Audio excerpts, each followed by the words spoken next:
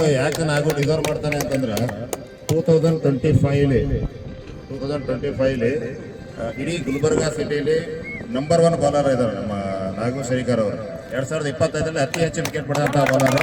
ಅದಕ್ಕೆ ನಮ್ಮ ಯೋಗೇಶ್ ರಾಜ್ ಅವರು ಅದನ್ನು ತನ್ನ ಕಾಣಿಕೆಯನ್ನು ಗಿಫ್ಟ್ ಮಾಡ್ತಾ ಇದ್ದಾರೆ. ಇಬ್ಬರಿಗೂ ಅಭಿನಂದನೆಗಳು.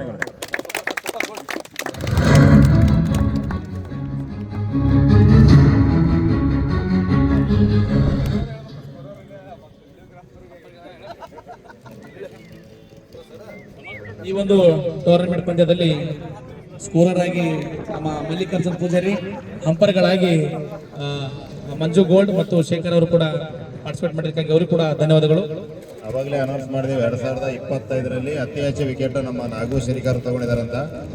ಓವರ್ ಆಲ್ ಯಾರು ತಗೊಂಡಿದ್ದಾರೆ ಯಾರು ಕೇಳಲಿಲ್ಲ. ಆದ್ರೆ ನಾನೇ ಹೇಳ್ತಾ ಇದ್ದೀನಿ, overall as of 2 week ಇಂದ ನಾನೇ ಅತಿ ಹೆಚ್ಚು ವಿಕೆಟ್ ತಗೊಂಡ ಬೌಲರ್ ಇದ್ದೀನಿ. ಅದೇ ರೀತಿಯಾಗಿ ಎಲ್ಲರಿಗೂ ಗೊತ್ತಾಗ್ಲಿ, ನಮ್ಮ ರಾಹುಲ್ ಚವಾಣ್ ಅವರು 2025 ಈ ಒಂದು ವರ್ಷದಲ್ಲಿ ಅತಿ ಹೆಚ್ಚು ಸುಮಾರು 4000 ರನ್ ಮಾಡಿದಂತ ಬ್ಯಾಟ್ಸ್ಮನ್ ಇವರು. ಅತಿ ಹೆಚ್ಚು ರನ್ ಮಾಡಿ ನಂಬರ್ 1 ಪ್ಲೇಸ್ ಅಲ್ಲಿ ರ್ಯಾಂಕಿಂಗ್ ಅಲ್ಲಿ ಕ್ರಿಕ್ ಹೀರೋಸ್ ರ್ಯಾಂಕಿಂಗ್ ಅಲ್ಲಿ ಆಸ್ ಆಫ್ ನಾವು ಇವತ್ತಿಗೆ ಅತಿ ಹೆಚ್ಚು ರನ್ ಮಾಡಿ ನಂಬರ್ 1 ಪ್ಲೇಸ್ ಅಲ್ಲಿ ಇದ್ದಾರೆ. ಅವರಿಗೂ ಕೂಡ ಅಭಿನಂದನೆಗಳು.